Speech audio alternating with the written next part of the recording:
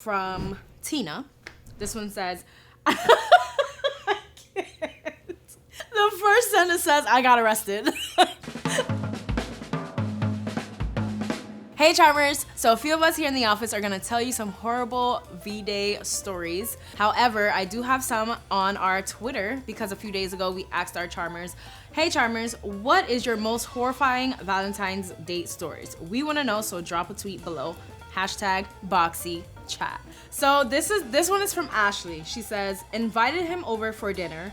I lived in a really old farmhouse in which one of the bathrooms wasn't working. I sent him to the second bathroom.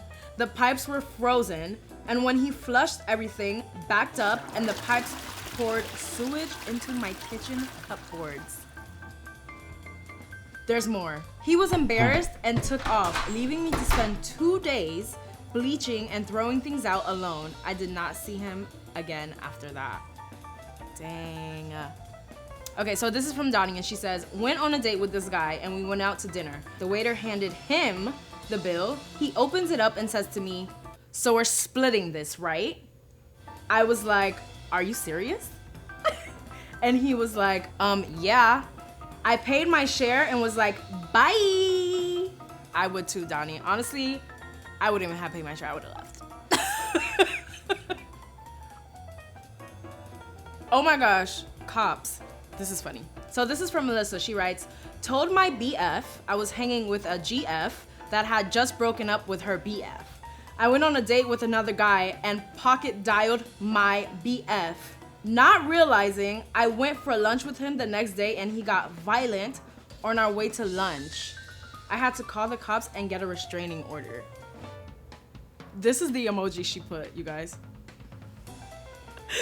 Congratulations, you played yourself. We have one from Tina. This one says, I can't. Because the first sentence says, I got arrested.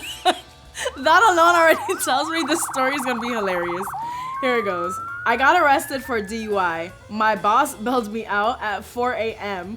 because none of my friends wanted to come to the jail. Oh, my date passed out in the back seat. That was 31 years ago. Never drank and drove again. Like, what in the world? Someone put, my husband came home early, period. I'm just like, I don't get it though. Does that mean like he ruined the whole thing? These stories are just so juicy. I just keep adding and adding and adding. Here's one more. So this is from Cass, and she says, a guy got so nervous on a date, they drank too much and threw up on my lap when attempting to make a move. Ooh, that's bad. That's bad. I was talking to this guy for a while, and then we decided that it was time for us to meet. Valentine's was right around the week, so I was like, let's go out on Valentine's and let's do something cute. You know, we talk about going to the cinema, we talk about like going out, that he loved the outdoors, that he loved cats, dogs, animals. So I was like really excited to meet this guy. So I told him, okay, you pick me up at my house, at my apartment, and then we'll go from there to the, you know, cinema. As soon as I open the door and I get into the car, I say hi to him, and the first thing I hear is meow from the back of the car, and I'm like, what's going on back there? That's when I realized that he brought his cat to the date.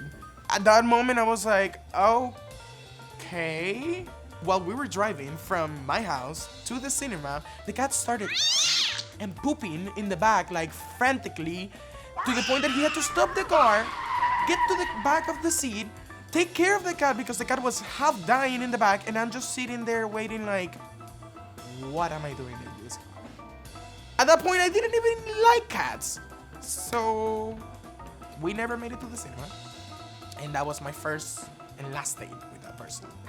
So I met a guy at the bar. I love a tall guy, so I don't know what I saw that night, but I guess I thought that he was attractive. So we exchanged phone numbers, and then the next day we're texting. I'm like, okay, so I kind of find out we live oddly close to each other. So we like schedule a date for like the following day. And so I drive there, and then he tells me on the phone to like pull to the front so he can help me park. And I'm thinking, okay, this is valet, nice, very sweet. No, it wasn't valet. I pulled to the front, and he gets in my car and hands me like an old handicap parking pass. And I'm thinking, what the fuck am I getting myself into? So we get to the restaurant and there's obviously a little line to wait. So we sat at the bar. At the bar, he was just going off on everybody. So I ordered a lobster and I was like struggling to like open it because my nails basically.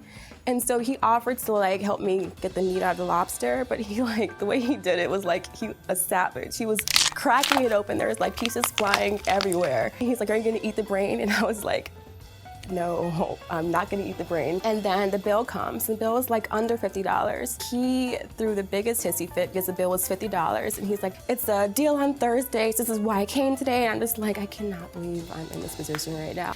And so we finally leave and I'm trying so fast like to get back to my car. And so he looks at me and he's like, do you believe in love at first sight? And I'm like, no, absolutely not. So the following day, he WhatsApped me because he knew I blocked him. And then he's like, I'm gonna ask you again, do you believe at love at first sight? I didn't respond, and now I just kind of avoid leaving the house and seeing him in that gray Altima, so that's my story. So honestly, I could go on forever about horrible date stories, but the Valentine's one that stands out to me is I was with my ex. We were dating maybe a couple of months, and it was Valentine's Day. I invited him over and we cooked dinner and we were gonna watch a movie and, you know, just kind of like spend some alone time together. Just after dinner, his ex called him and said that she was having a hard time.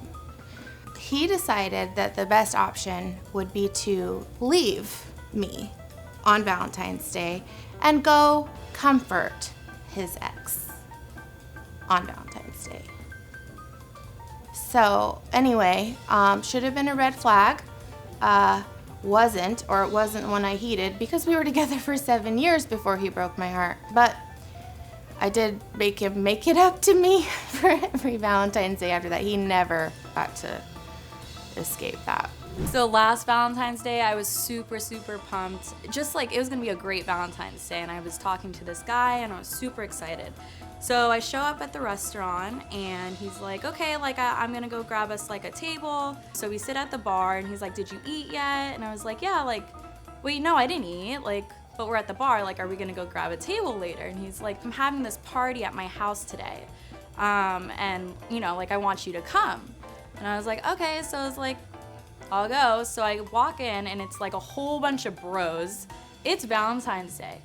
And there's a whole bunch of bros there and they're all hanging out and everyone's like, yo, so this means like, that's your Valentine, like she's your Valentine, right? Yeah, like I guess I am his Valentine. He's like, nah.